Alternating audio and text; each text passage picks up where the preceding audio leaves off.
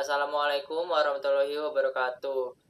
Perkenalkan, nama saya Muhammad Hilmi Faisal dan rekan saya bernama Ajis Nurkolis. Kami izin untuk mempresentasikan hasil tugas ujian tengah semester dalam mata kuliah Cloud Computing yang berjudul Implementasi Private Cloud Computing untuk peningkatan kinerja sistem pada perusahaan menggunakan on-cloud. Oke, mungkin Mas Ajis boleh dibantu ke slide selanjutnya, Mas. Ya, Ya, mungkin untuk slide 1 sampai 7 dibantu jelaskan oleh Mas Ajis. Silakan, Mas.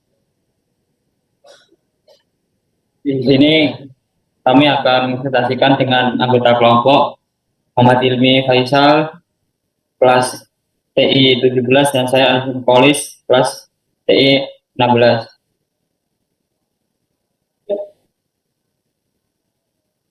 Table of content. Di sini ada latar belakang, rumusan masalah, tujuan proyek, manfaat, rencana arsitektur, dan teknis. Next. Latar belakang.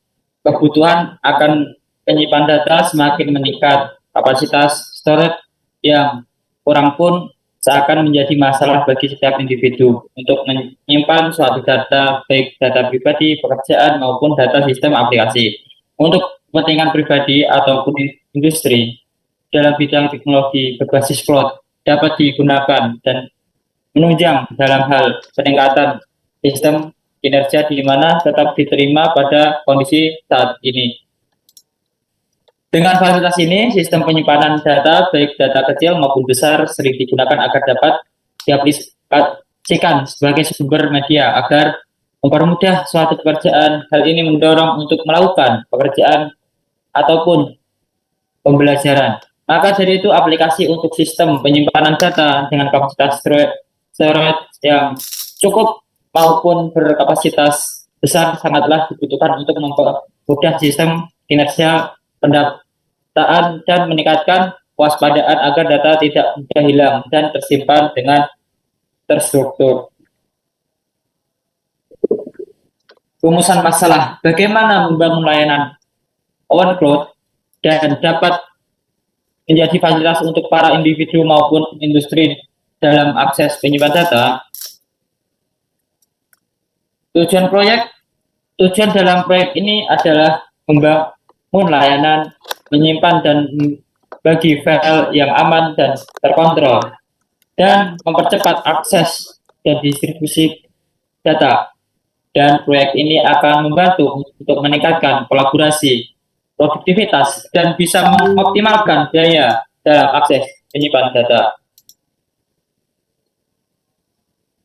Manfaat meningkatkan sistem kinerja dan produktivitas agar lebih efisien, menghemat biaya, menyediakan akses yang mudah di mana dan kapan saja, menyediakan solusi penyimpan data dan yang struktur.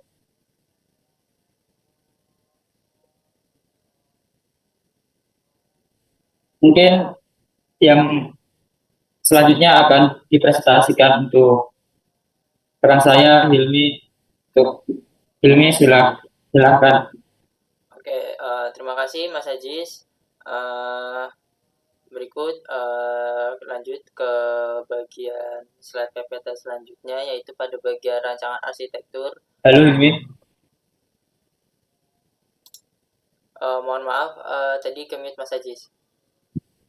Oh, Oke, terima kasih Mas Ajis. Mungkin berikut ke slide selanjutnya, yaitu pada bagian rancangan arsitektur. Mungkin di sini gambarnya tidak bisa ya Mas Ajis ya. Kemarin bisa saya ini sih. Cuman gak apa-apa. Di sini ada penjelasannya lebih detail, yaitu dalam rancangan arsitektur untuk instalasi dan membangun layanan on cloud dapat bermanfaat sebagai tempat penyimpanan data yang aman dan terstruktur. dan bisa diintegrasikan ke dalam berbagai platform termasuk desktop, web maupun mobile. Boleh di next slide, Sajis. Next. Lalu ada di bagian arsitektur, yaitu yang pertama pada server, ialah komponen ini yang digunakan untuk menyimpan, mengelola, dan menyediakan akses ke file dan data pengguna. Jadi untuk server ini dia ada infrastruktur utama dalam membangun layanan on-cloud agar layanan bisa tetap terjaga, bisa dipakai dan bermanfaat untuk meningkatkan sistem dan kinerja. Lalu yang kedua ada klien. Lalu klien ini digunakan oleh pengguna untuk mengakses dan berinteraksi dengan server on-cloud. Jadi ketika ada server yang bisa kita akses, lalu ada klien yang untuk mengakses layanan on-cloud tersebut. Entah itu untuk menyimpan data, mengupload atau mengambil data tersebut. Oke, boleh dilanjut next, Mas Ajis. Lalu yang ketiga ada database. OnCloud menggunakan database untuk menyimpan dan mengelola informasi pengguna dan file, termasuk pengaturan hak akses dan riwayat versi file. Jadi fungsi database ini ialah mungkin sebagai otot lah ya dalam layanan OnCloud ini. Jadi ia mungkin salah satunya bisa berfungsi untuk mengatur hak akses kepada setiap pengguna yang mencoba mengakses layanan OnCloud ini. Jadi setiap user bisa kita setting atau kita atur untuk pengaturan hak aksesnya, entah itu dalam mengakses data, upload data, maupun menarik data. Lalu yang keempat ada file storage, ialah dapat diintegrasikan dengan berbagai layanan penyimpanan file, seperti sistem file lokal, server FTP, dan cloud storage public. Oke, boleh di next, Sajis. Oke, mungkin estimasi biayanya ada di gambar. Sebentar, mungkin untuk gambar ini saya coba di-share di saya Mas Ajis ya. Saya share screen ya. Iya. Oke. Iya, saya tetap dulu. Ya, gak apa-apa. Mungkin ini sambil record gak apa-apa ya Mas Ajis ya. Kita apa adanya aja Mas. Iya. Oke. Sebentar. Oh, boleh dinyalakan Mas Ajis share screen-nya Mas.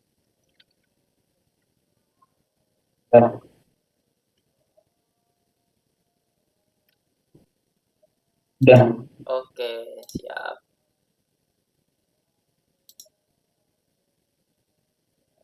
Oke, sudah kelihatan ya Mas? Sudah. Siap. Sebentar paralel saya buka link Canva-nya dulu ya Mas.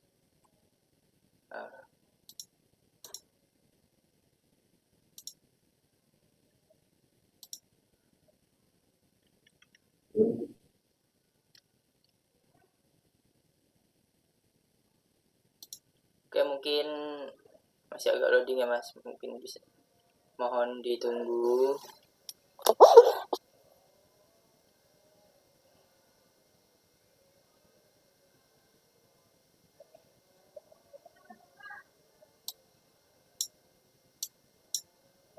Oke. Ya, ini untuk estimasi biayanya. Oke, mungkin masih loading. Ya.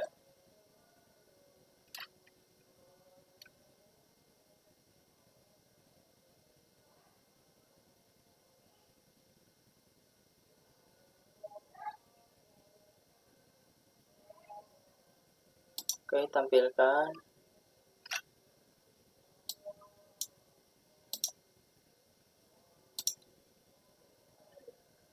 Ya, sudah kelihatan ya Mas Ajis ya? Sudah.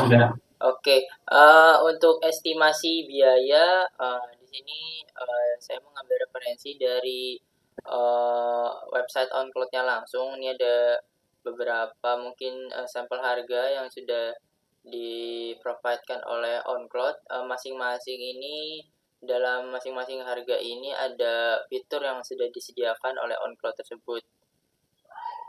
Oke. Lanjut kita ke next selanjutnya ya Mas. Yaitu ada estimasi biaya.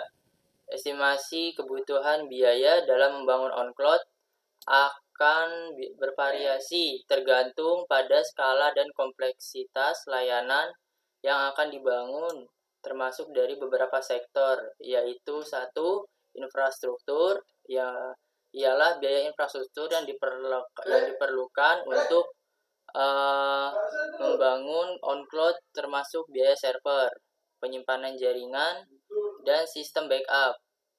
Lalu ada dukungan teknis. Yang ketiga ada kustomisasi. Oke, lalu di sini ada bagian spesifikasi teknis. Untuk membangun on-cloud ada beberapa teknis yang diperlukan, yaitu ada prosesor dual core dengan kecepatan minimal 1,2 GHz. Yang kedua ada RAM minimal 2 GB. Untuk penyimpanan internalnya minimal 128 GB dan koneksi jaringan yang stabil dan cepat. On-cloud dapat diinstal pada sistem operasi Linux, Windows, atau macOS. Namun, Linux merupakan sistem operasi yang direkomendasikan karena ketersediaan dukungan dan keamanan yang lebih baik, dan dapat menggunakan beberapa jenis database termasuk MySQL, PostgreSQL, atau SQLite. MySQL merupakan database yang paling umum digunakan untuk on-cloud. Oke, mungkin itu presentasi dari kita ya Mas Ajis ya.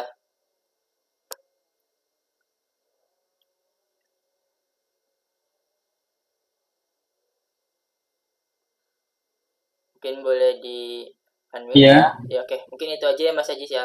Presentasi kelompok Baik. dari tugas mata kuliah cloud computing ya Mas. Ya.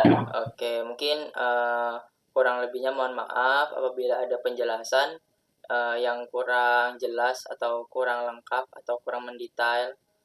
Sekian dari kami. Wassalamualaikum warahmatullahi wabarakatuh.